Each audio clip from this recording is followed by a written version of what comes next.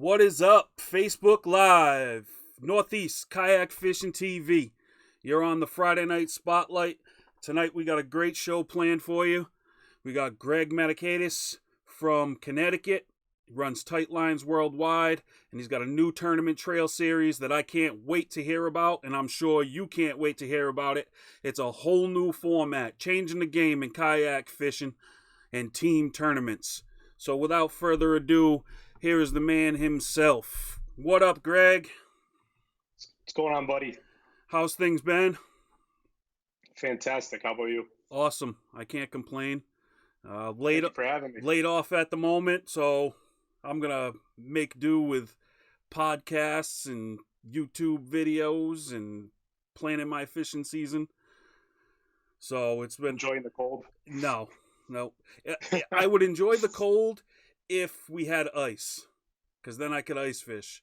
But it's coming. The weather can't decide. It was 67 degrees last weekend, and it's 10 degrees tonight. I don't get it, man. It's killing me.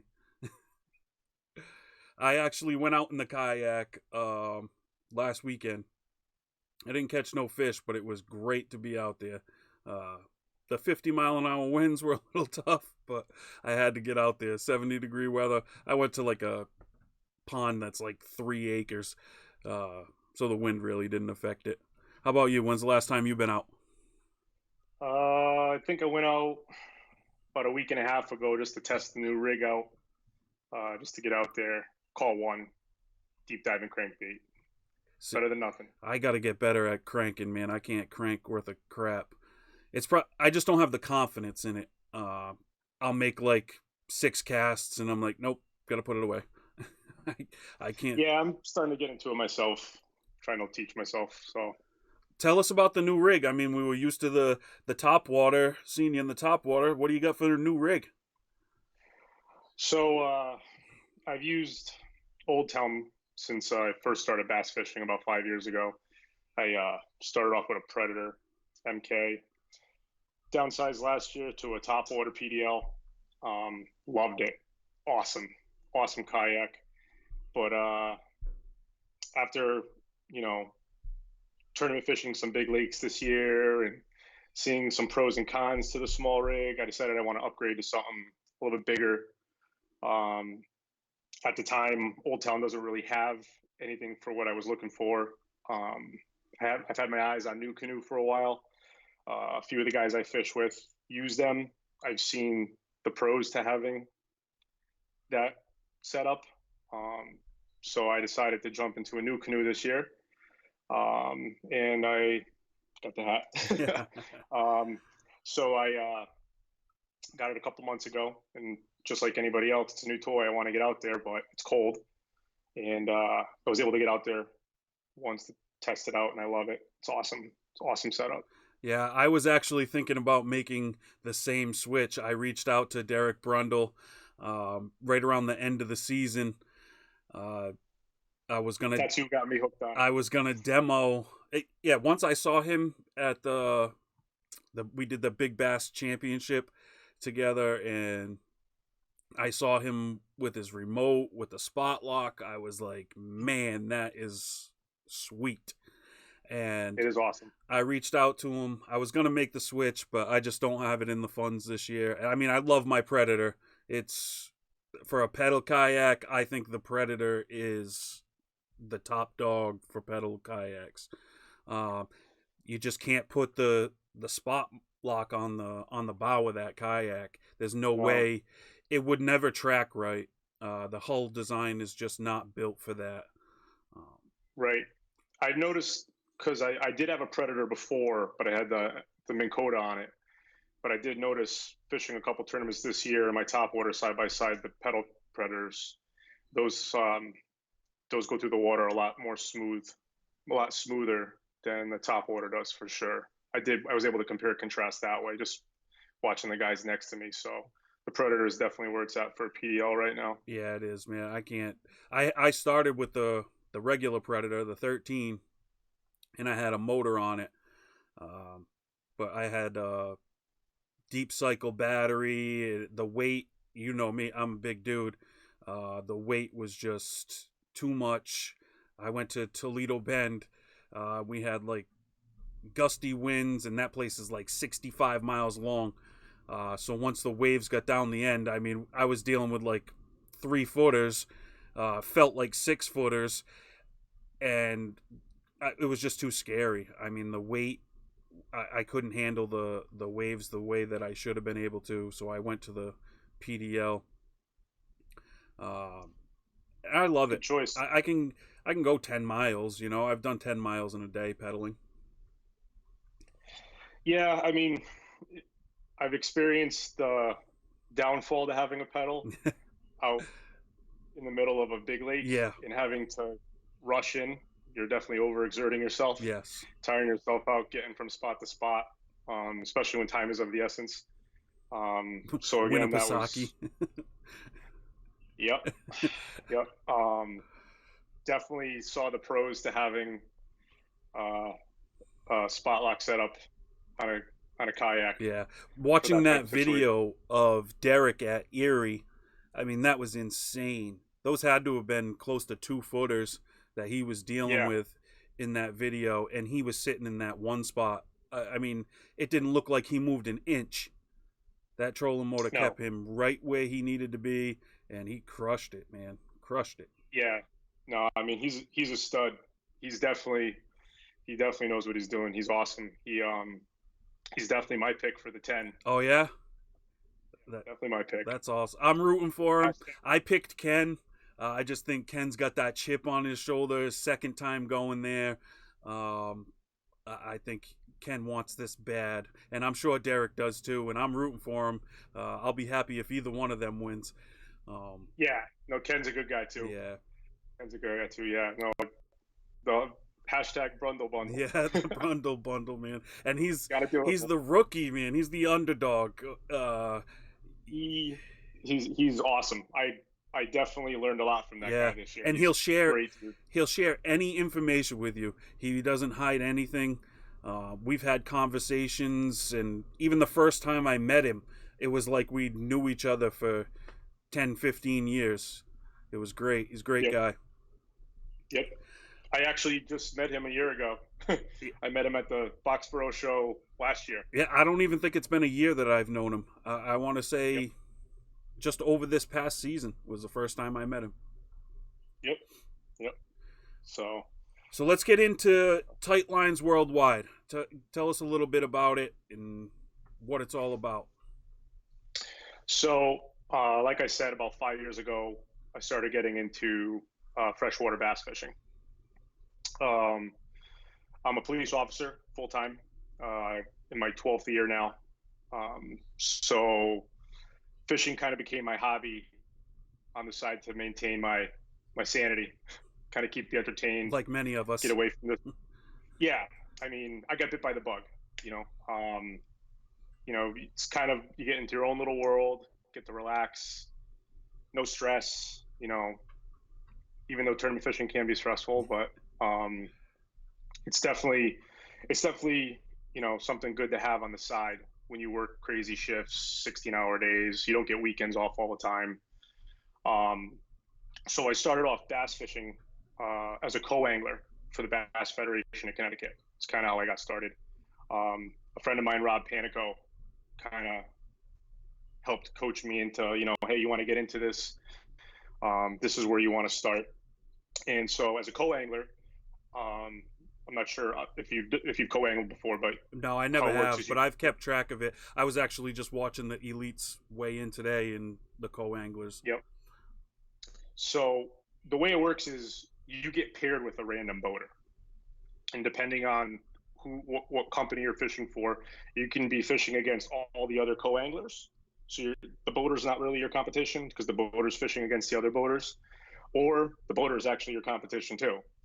So obviously, you go out there and you're out there for 8 hours a day, getting to know somebody you never knew before.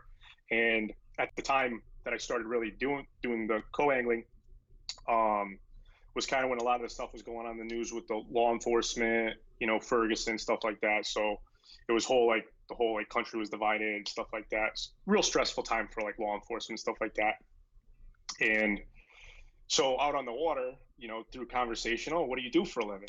And I'd be like, I'm a police officer. And, you get that quick, uneasy feeling like, does he like cops? Is he going to throw me off the boat? I'm out in the middle of nowhere with some random dude. And, every time everybody was like super respectful, thank you for what you do.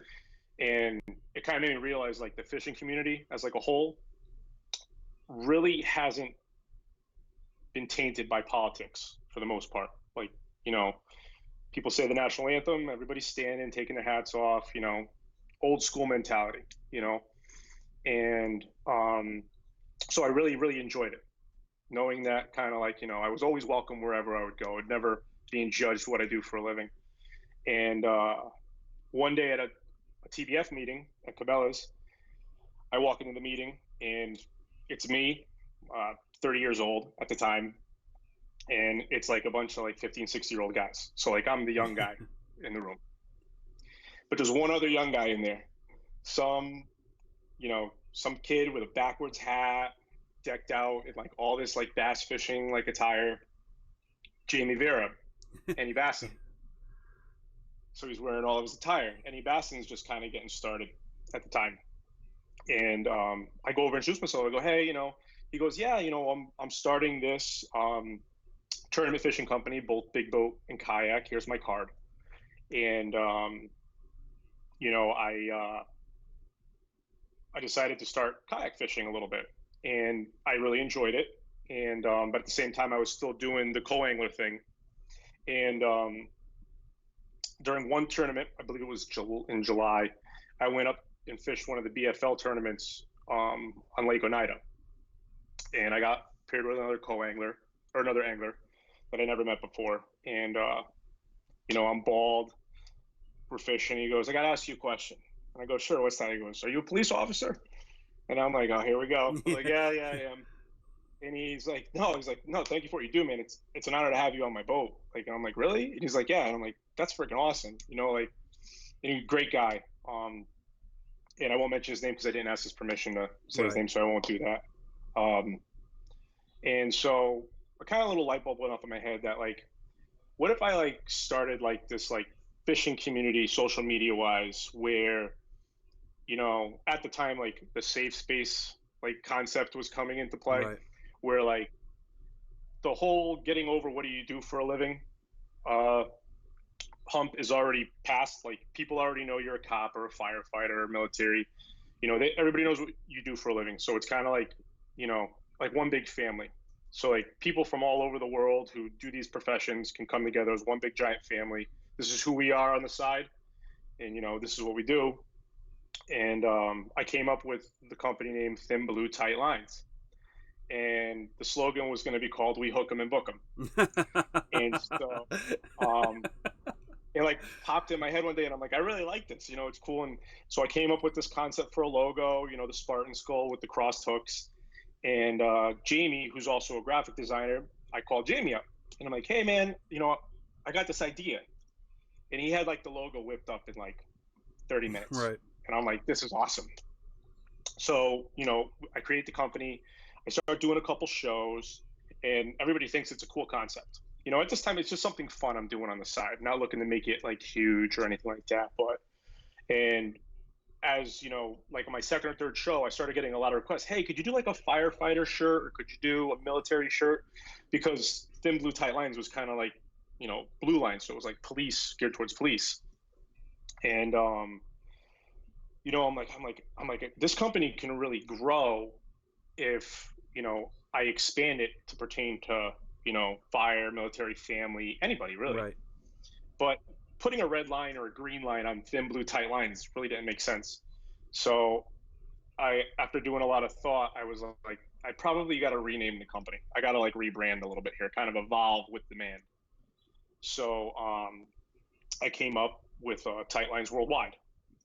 Kind of went with the whole worldwide concept. Tight Lines, it's more of a generic term. And I thought it sounded pretty cool. And the concept, the original plan was for Thin Blue Tight Lines to kind of be like the police officer shirt that we sold as part of like our apparel line. But a friend of mine, Brian Smith, who's a police officer down in Alabama, hint, hint, Gunnersville. Um, he was kind of like my right hand man at the time. He wasn't a partner or anything, but he was kind of like, this is great. I love the company. He's like, I really would like to purchase the rights to the company, like the logo and stuff like that. So I knew it was going to go into good hands. So I was like, you know what? We did a bunch of things and I signed over the rights to the company to him, and I rolled with Tight Lines Worldwide. So Brian's kind of doing his thing down in Alabama, locally, law enforcement wise. They're kind of like a sister company to us. Right. And now we've got Tight Lines Worldwide. So now we've got that. So kind of back on the police thing, we don't get weekends off all the time. So one of the biggest tournament fishing bug was I can't make it to all the tournaments. So like I can't fish like a full trail because my days off don't fall on that, or like I work evenings. So if someone books off the overnight shift, I run the risk of getting ordered for the morning, and then I miss my tournament that I already paid for. So I discovered the KBF and the monthly state challenges where you can fish at your leisure. And I'm like, this is awesome. They are awesome. You know what I mean? Like awesome. You know what I mean? Like I could go out, I could do this, and I don't have to worry about any of that. So I was still doing the Annie Basson thing, but I couldn't dedicate myself to a full trail. I kind of got away from the co-angler thing because I really started enjoying the kayak fishing and the state challenges with KBF. And I think on my first tournament, I qualified for the national championship last year. I couldn't make it, obviously, because of scheduling and stuff like that. And I didn't really understand the magnitude of it because I was still new to the KBF game. So I kind of went about my business and just fishing and enjoying it. And then this year, at the Boxborough show last year, so almost a year ago, I kind of relaunched as Tight Lines Worldwide, partnering with New England Bassin. And that's where I ran into Derek Brundle, Rob Pagnano, the whole Annie Bassin community. I really kind of became friends with at that point, like the who's who and who's running what trail and stuff like that. I really got into it. And so I started fishing more and more, and fishing with Jamie on the side, like I going out on his boat, still fishing, doing fun stuff. But one day Jamie called me up, and he needed a partner for his trail because his partner couldn't make it, so I was going to be the alternate. So I went and I fished with him, and it did pretty good. We took first place that day in the Connecticut River. I'm like, this is pretty cool. It's good to win it, cash a check. Right. And especially when money's always going out with fishing instead of coming in. Yeah. And I kind of got a taste for money, and I like it a lot. And definitely, there's two big things that are important to me when it comes to fishing: confidence and consistency. So, boom, there's my confidence. Like, I'm starting to do good, and so throughout like all this, I as growing the company, I wanted to get a couple sponsors on board to help, so I can help learn how to do this sponsor thing and promote and stuff. And I'm fortunate to have some great sponsors behind me, the company. So that kind of took off, and that we can get into that later. Max. But then last July, what's that? Go ahead. I'm going to bring up your sponsors now, but go ahead.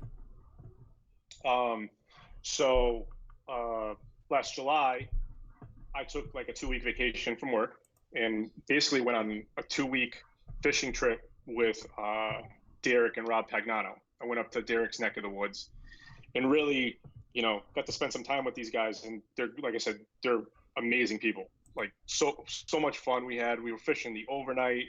It was just it was a blast. Yeah, we got to give a shout out to Rob. If you guys haven't checked out his music, I mean, you got to get on there, man. That guy is a great country music artist. You got to look him up on Facebook.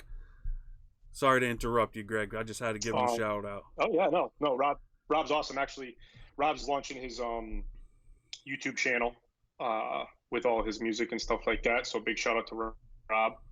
Obviously, big shout out to. So just during that short period of time with them, fishing, in general, preparation, a lot of confidence building stuff.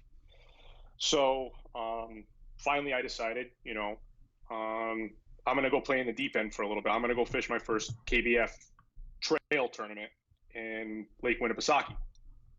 And, we went up there for the week. We pre-fished. We did all that. And on the second to last day of pre-fishing, I noticed the air, Derek had pointed out that the area we were in, everything was dead. There was no like grass or anything like that. So it was kind of like a very barren wasteland of an area we were fishing. But there were a lot of rocks and stuff like that, but there was no consistency to areas, to establish like a pattern on what was going on. So I think it was Thursday on our way in, I ended up seeing like this like one lily pad, like out in the middle of the water. It was like dead calm day. And I'm like, that's weird. Just a lily pad just floating out there. So I paddle over it. And I'm like, imagine like a pool built out of stone and just grass growing inside the pool. And I'm like, holy crap. I'm like, there's just all this grass here. I'm like, let me see what's going on. Cast it in, boom, like an 18-inch smallmouth. I'm like, okay.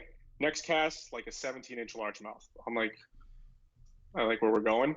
So I ended up mapping it out on my GPS, and it was like this big, long rock pile, oval shaped like pool with grass in it. And I'm like, I'm gonna save this thing for later. So Friday it was the last day before the tournament. Now I'm like, all right, I just want to go out there and make sure like I'm on point with like, that this is gonna be a good spot. This is where I'm gonna want to start. And I go out there, first cast, I catch a fish. I'm like, yep, this is the game plan for Saturday. It's going to be windy. There's going to be waves. It's going to be awful. I got a plan. So, and this again goes back to Derek saying, establish a plan. Tournament prep is everything. So, come tournament day, get out there. We get that half hour to get out to our spot. I think 7:07. I got my first cast in. Bam, first fish. So I'm like, good start. So I made it a point that I wasn't going to look at the leaderboard until I got my limit. Like that was the rule. So it was a north to south wind, and basically it was there was no protection. So it was blowing. So having the Old Town PDL, I was getting kind of tossed around. But what I did was I actually paddled north into the wind at the start of the rock pile and let the wind slowly drift me back. And I would slowly pedal into the wind. And I would just basically fan cast my drop shot setup. And every single time I went all the way up and came back, I got a fish, whether I called it or not. It was good for a fish. And I caught all my fish that day on one bait from Beast Coast Fishing, the Magic Flick. Awesome bait. And I ended up right at the end around 2:00. And this is where I ended up, another reason why I decided to move on from the small PDL setup. It's 2:00. I can't get any of my fish to submit out on this rock pile. It's windy, it's raining, white caps, it's awful. And I can't get any of my fish to submit. And I am like so far from land that now I'm like kind of stressing out, because now I looked at the leaderboard and I know I'm up there. And so I put a cast in. I pulled up every bit of like an 18-inch largemouth. It was the only fish I lost that day. It shook the hook. Would have called. I could have possibly taken first, I guess, based on what the numbers were at the end. But I lost one fish all day, and it's like, oh my God. So now I'm like, but the thing was, all day, it was all smallmouth. And I'm like, I know there's largemouth here because I caught largemouth here those couple days. So like, bam, right at 2:00, 12-inch largemouth. That largemouth I lost. And I'm like, oh my God, they're turning on. It's about the same time I caught him the other day. And I'm like, I can't get any of my fish to submit. You know what I mean? I'm like, this is my first rodeo. I want to make sure I at least get these submitted. So I ended up pedaling so hard. Like, you know, when you like overexert yourself, you like taste blood in your mouth because you're like so like tired. and I'm pedaling in. Rob's getting swamped because he had like a small crack in his boat. We can't find Rob. Derek's calling me. I can't hear Derek. Finally, we kind of like all figured out where everybody was.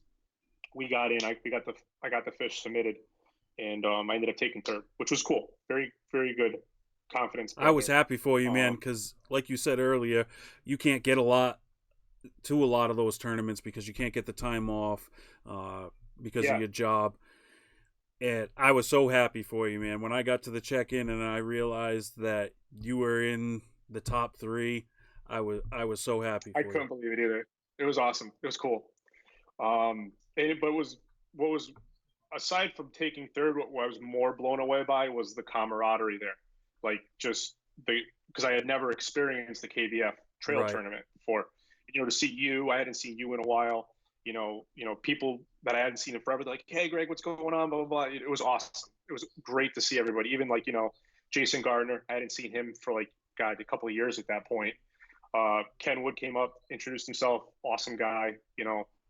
It was a very cool feeling, It's to great, realize man. like this is why I like It doing it. it makes it, even if you do horrible fishing, it makes it worth it, just to go there and hang out with those guys and shoot the shit with Yep. everybody. Uh, that camaraderie, man, it makes it worth going, makes it worth spending that money, traveling. I mean, I traveled all the way down to Louisiana to catch two fish. I mean, Yep. it was a horrible fishing experience, but a great people experience. It makes it so much No, worth it's it. awesome. And I can see, you know, but one thing that's really amazing is, you know, how well Derek does consistently through all those tournaments. Keeping his composure, analyzing the situation, like the wind. What was it? Wisconsin Uh, that he fished in. Lake Erie Was went that? with the the 2 footers on there. I think he experienced wind in Wisconsin also. Yeah, yeah. And I remember what he said. Just you know, stay. Focus on what you're doing. Don't get sidetracked. And that's why, like I said, I established a game plan. I went out there. I wasn't going to look at the scoreboard until I had my limit, then figure out what I needed, and it paid off That's something that without a doubt. I told myself this off season that next year that's something that I'm doing. I'm not looking at the leaderboard until I upload my limit. I don't want to know where I am. I don't want to know what anybody else is doing, because a lot of times it gets in your head. You're fishing against Aaron Martins or whatever, and he's crushing it on the top of the leaderboard. You're automatically going to grab your drop shot rod and start throwing a drop shot because you think that's what he's doing. We're the same way. If I see Ken Woods at the top of, which he always is, but I see him at the top of the leaderboard, I know what he throws. I'm not going to put him on blast on live uh, podcast here, but I know what he throws. I'm going to go reach for that, or say I know some of the stuff that you throw from talking to you. I mean, I see you at the top, I'm gonna throw that. I think it gets in people's heads, and it can make you do worse than if you would just stick to what you do. um, Yeah, and like I said, I mean, kind of obviously a big shout out to Beast Coast. Obviously, love their products.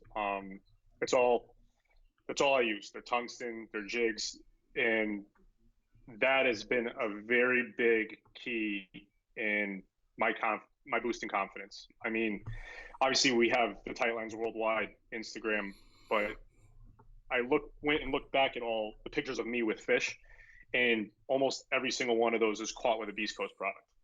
Dude, this Um, year I some, caught some tanks on Beast Coast product, man, and you go through my Instagram, you're gonna see the same thing, tagging Beast Coast all the time. They make a great product. Uh, they're amazing, it really is, and they're good amazing, people to deal with.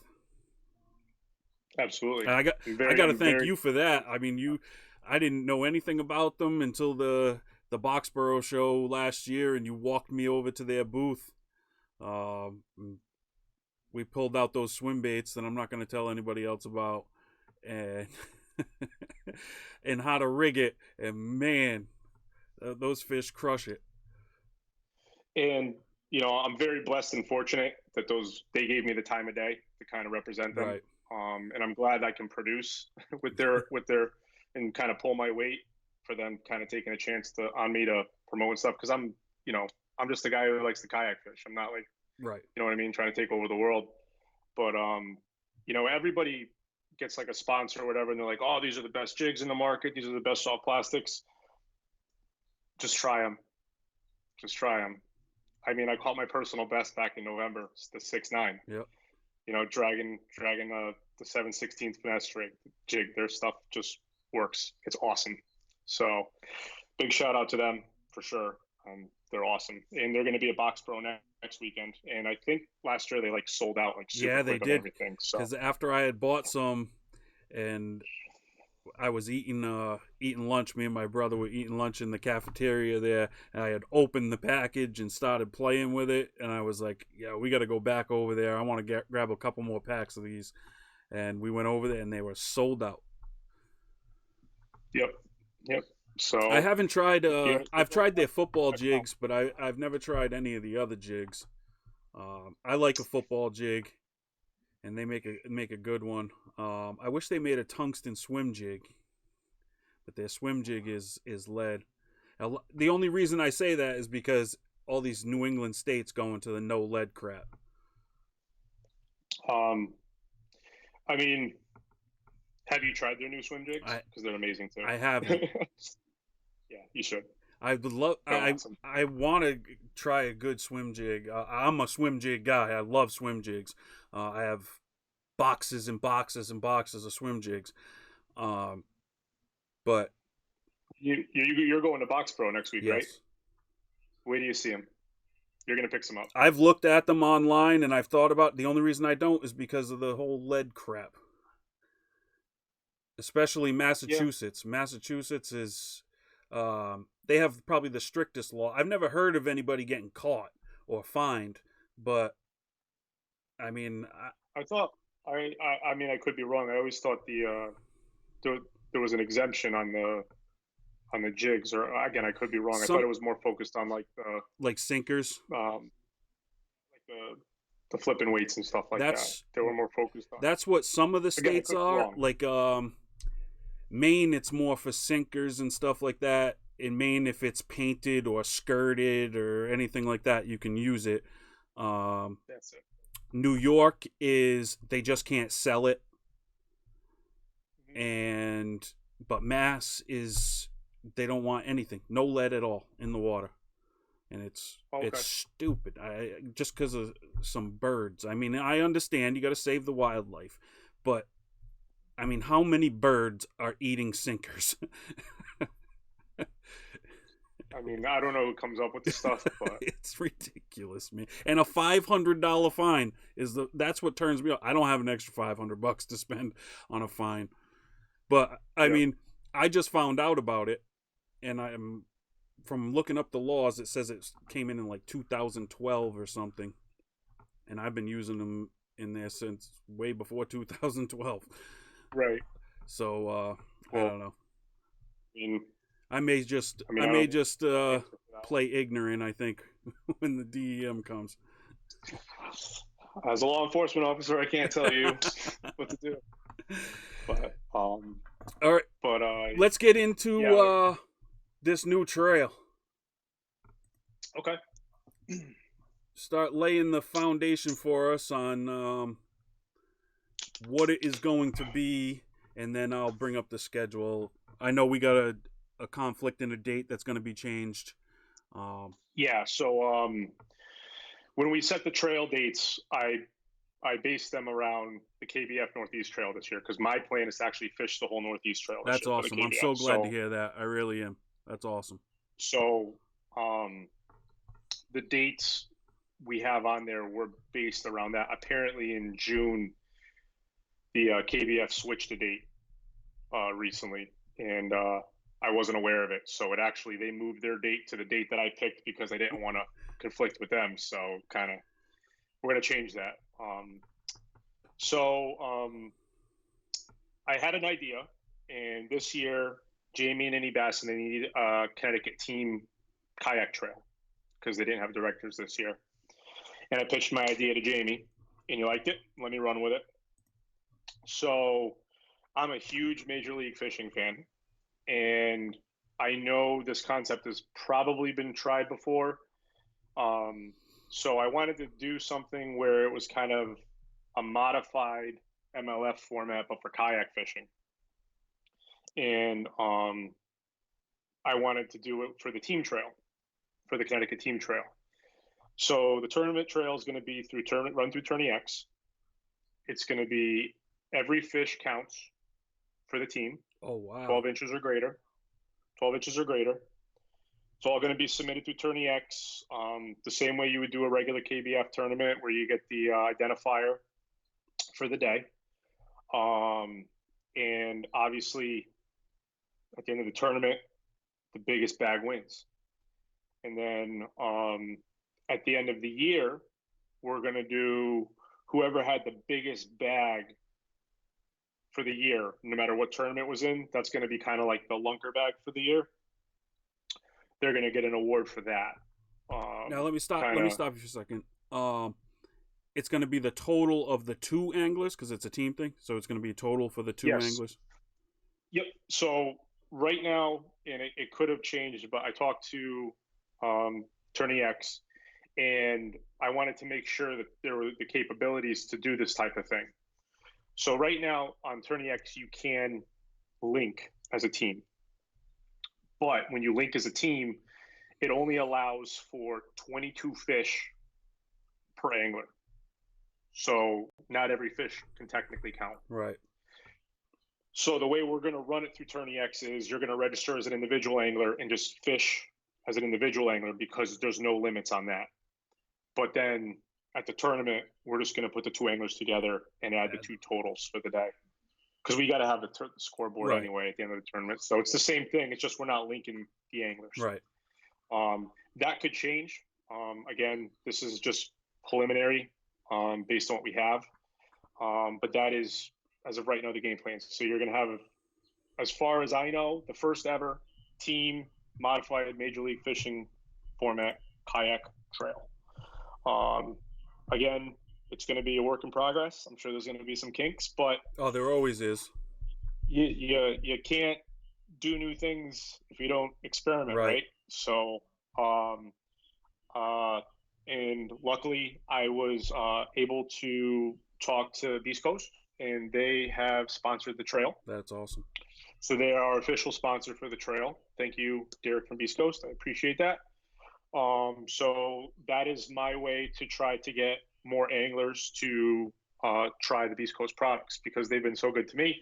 I want more people to know how good their products are. I'm not gonna sit there and say they're the best. I think they're the best. Try them. Hearsay. I don't work off of hearsay. I work off of evidence. That's why I won't say, "Hey, these are great." I'll be like, "These are great because I just caught this monster." Right. So we're gonna be doing that.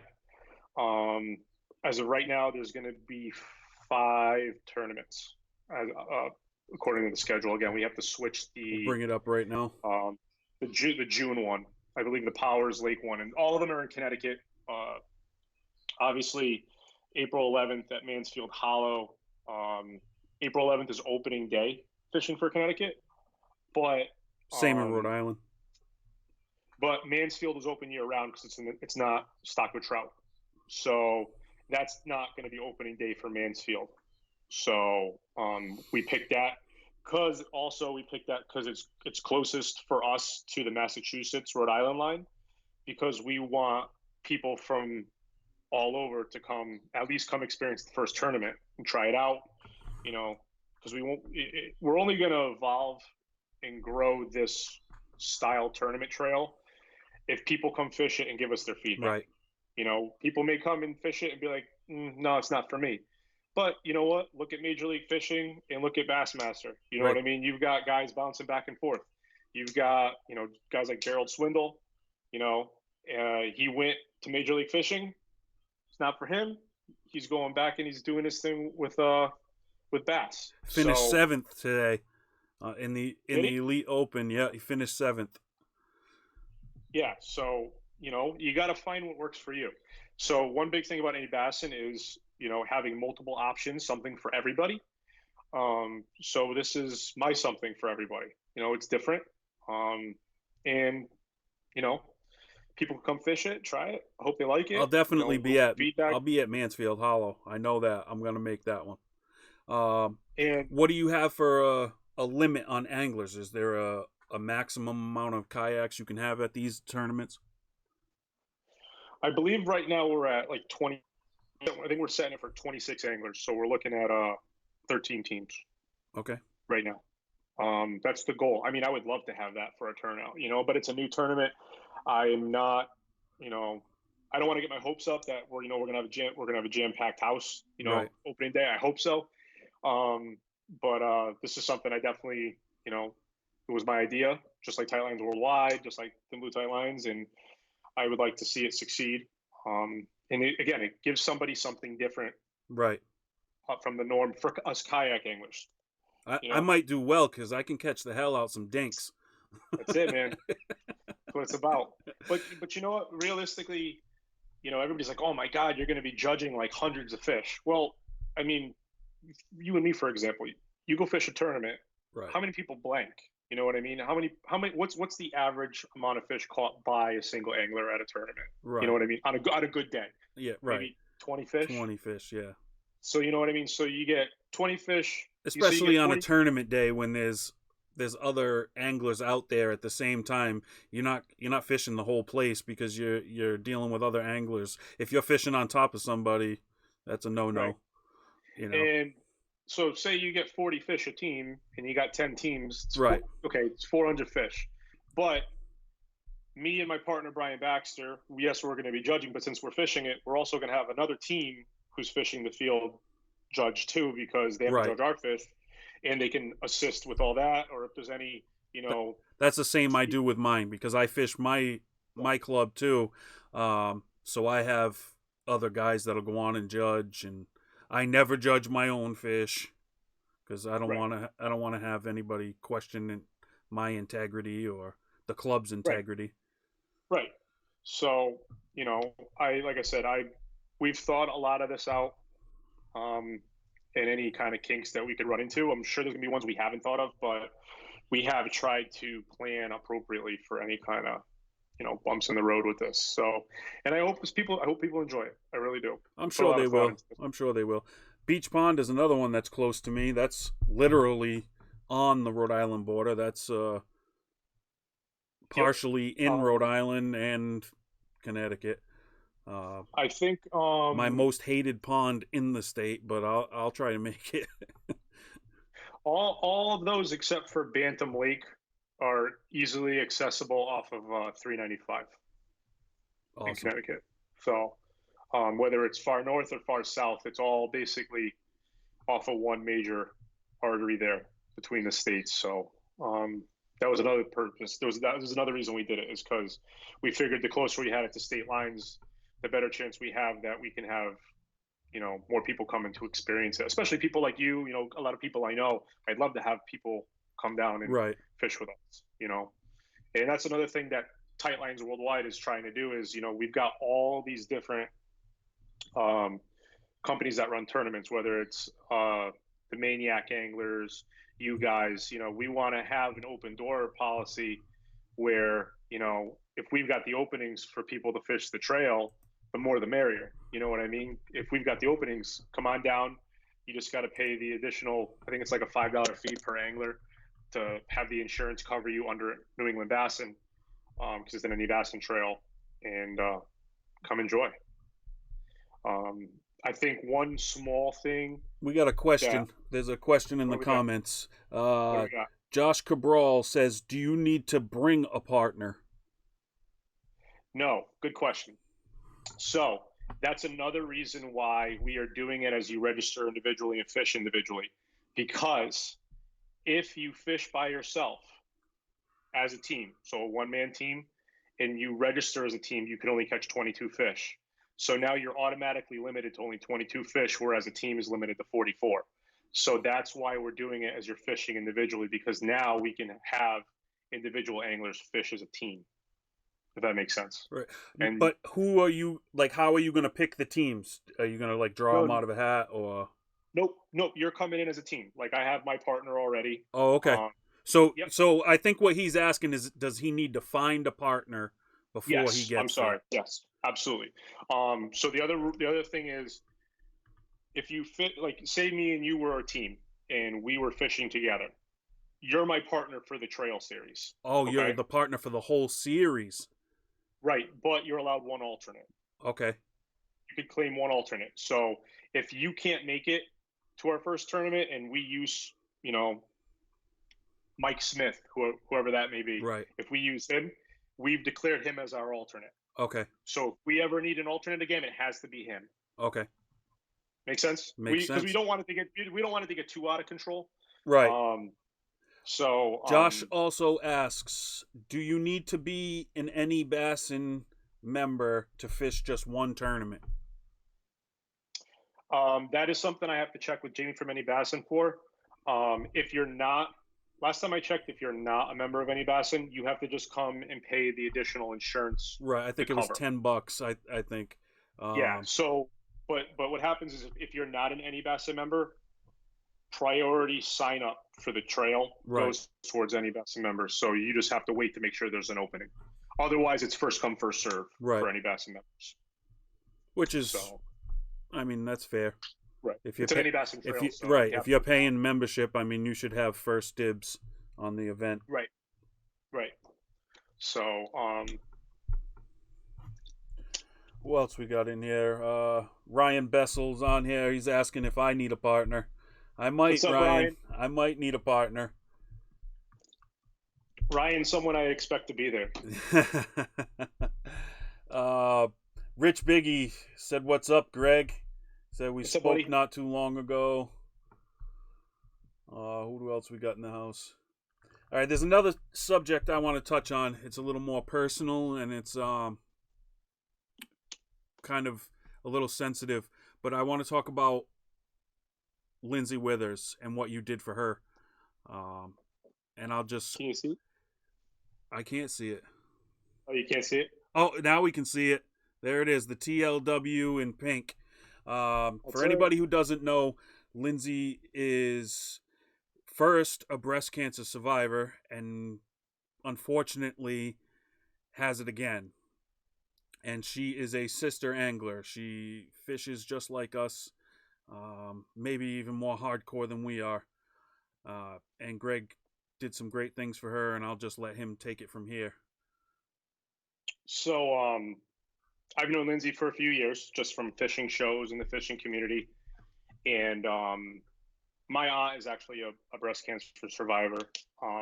So that kind of hits home for me. Um, Last year, I was talking to Lindsay, and I forget how it came up, but I think I saw on her Facebook that she was a breast cancer survivor. And I told Lindsay, I said, hey, you're a member of this family now. Um, I would like to do something in honor of you for breast cancer next year because, my aunt survived it and you're a survivor. And I said, but there's a million agencies out there that you can donate money to. You know what I mean? I don't know what's what or what's legit or what's not. Exactly. And I said, I want this to be your show.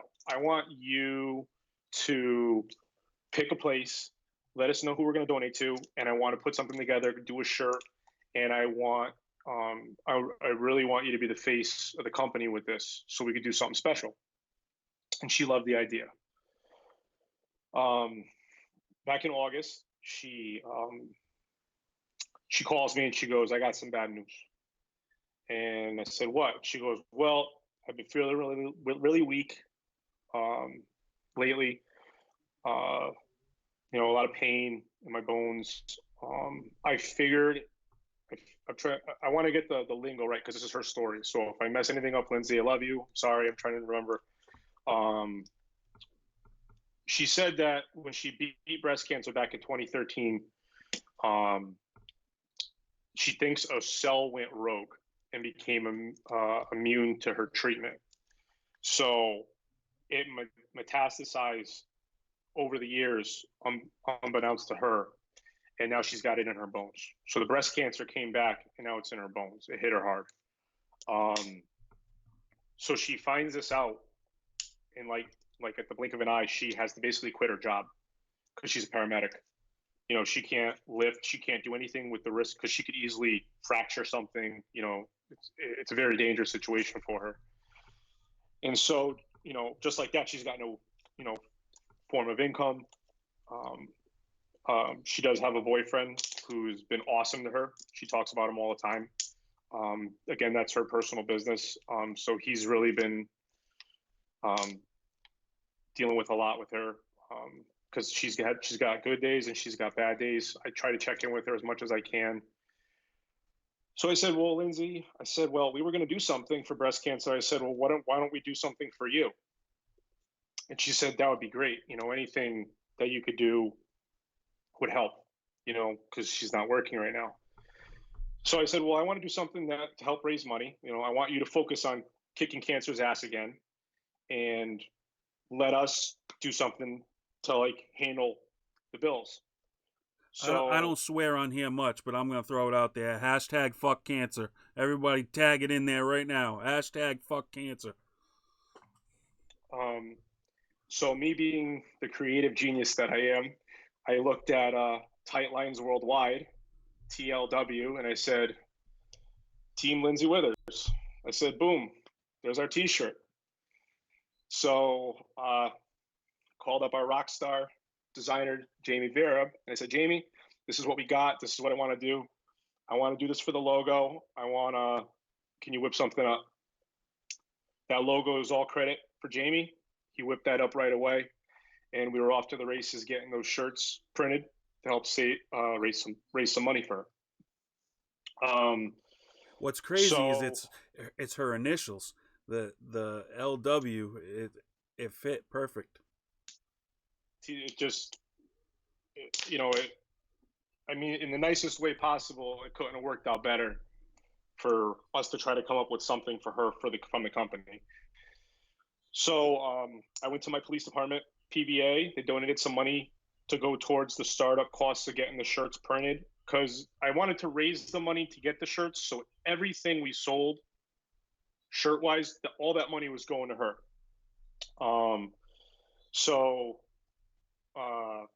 We got the shirt thing going, and then Kerr Recovery Spa in Old Saybrook, Allison Tanner, she's a good friend of mine. We grew up together. She's actually a law enforcement officer too. For those of you that don't know, cryotherapy is a form of sports medicine where you basically get in this chamber, and the freezing that occurs in the chamber penetrates the skin and reduces inflammation in the body. Yep. So it's all about healing. It's like jumping in an ice bath after a football game. I know some of you high school football guys out there know. Yep, exactly. So I've been going there myself because it's just good for conditioning, and you got the duty belt on all the time. So it's good. It's just good for the body. And Allison's been a host to us we did a kickoff to fishing season last year there. It's called Curb Before You Cast, just to kind of celebrate fishing season starting. This was last year. And Allison jumped right on board and said, this could be the headquarters here, and let's do a fundraiser, where people could buy raffle tickets. So I reached out to Al Capacetti. Al, I apologize if I pronounced your last name wrong. Al's a great guy. He's in charge of a bunch of Lindsay sponsors, Strike King, Under Armour. I called him. He had items shipped to my house the next week to put on display to raffle off, including the Under Armour package, some muck boots, the Strike King lure package. The canine handler in my police department, Jason Fry, and his canine Sonny, they donated a couple Yeti mugs with their logo on it and some challenge coins. Thank you, Jay. I saw those. Those were cool. And we put them on the table. Yeah, it was very nice of them to do that. Al Gags Lures, who knows Lindsay very well, he called me personally. He's like, I'm bringing you a basket. And I met him at Cabela's, and he gave me this big like $400 basket of lures from Al. So thank you, Al. And we did the fundraiser. Unfortunately, we wanted to do it for the month of October. This really didn't get kickstarted until like the second week of October, so we were a week behind. So in 3 weeks between the raffle tickets and the T-shirt sales, we raised $2,000 for her. That's awesome. I would have liked to have raised more, but the concept was to do it for the month of October. So we did have a bunch of shirts left over and decals. So when I drove up there to give her the check, I gave her the rest because they were having a clam bake for her. You could sell those in person, so I'm sure she got a couple $100 more at least. I hope out of selling the remainder of the shirts.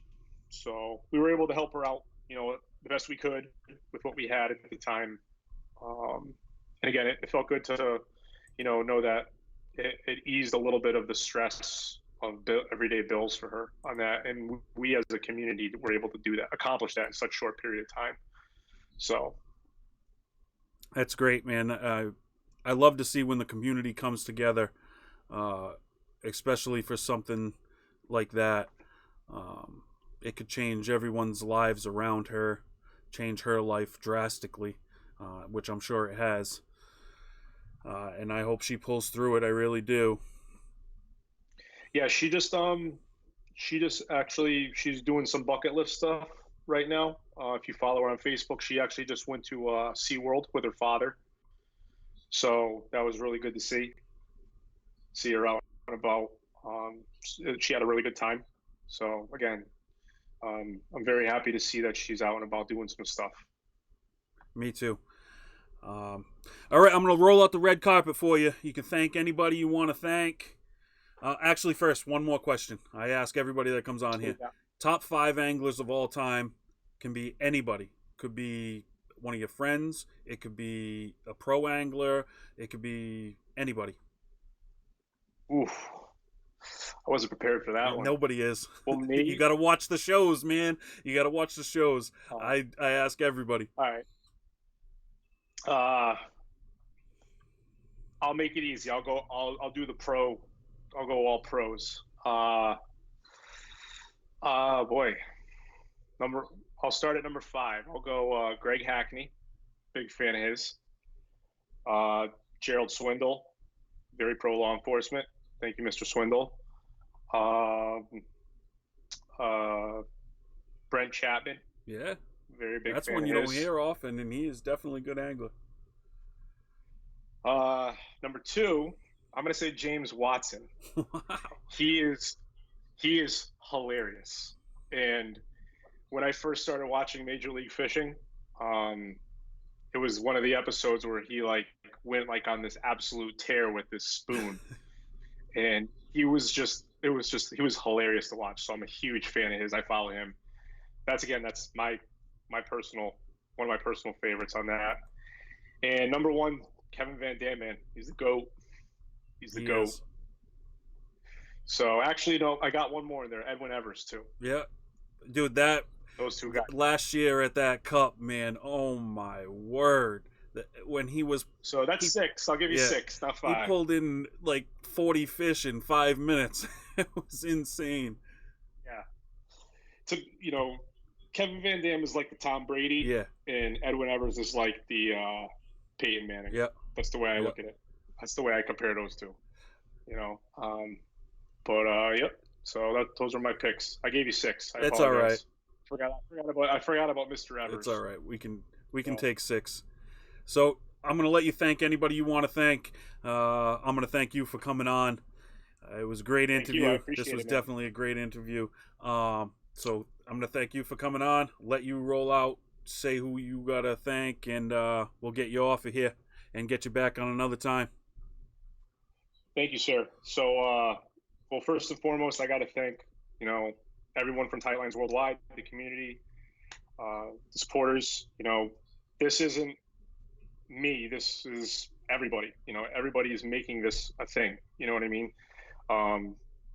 You see the Tightlines Worldwide official Instagram. That isn't the Greg Matakaetis Instagram. That is the Tightlines World Wide Instagram. So thank you for, all your contributions, again, the support, and, it's all uphill from here, hopefully.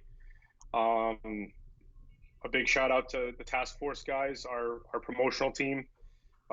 Thank you for all you do. I look forward to a great 2020 with everybody. I look forward to Gunnersville because I get to meet some of you guys finally. Thank you, Derek Brundle.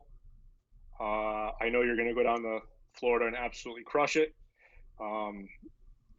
Thank you for teaching me so much last year. Appreciate it. Jamie, Annie Basson. If I wasn't at Cabela's that day doing the TBF meeting, I don't know if I ever would have got into kayak fishing. That's kind of like a right place, right time kind of deal. Beast Coast Fishing, again, got to give them another shout out. You guys are awesome. Thank you for allowing me to be part of the Beast Coast family. Trigger Happy Comfort Grips, Cal Coast Fishing, Amphibia Eye Gear, Kistler Rods, and River to Sea. And if I'm missing somebody, I apologize. Because I'm trying to process in my head. I think you got everybody that was on that webpage. I'm pretty sure you got every single one of them.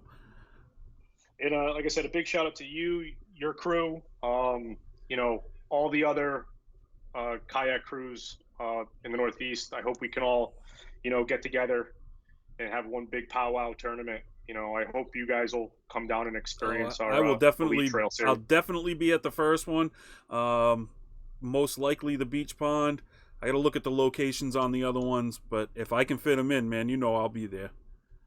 No, that'd be great. And next week, Boxborough, Massachusetts, the fishing show they're going to have up there. I'm going to be up there Friday and Saturday, running at the Annie Basson booth with Jamie, promoting the trail. Stop by, say hi. Beast Coast is going to be there.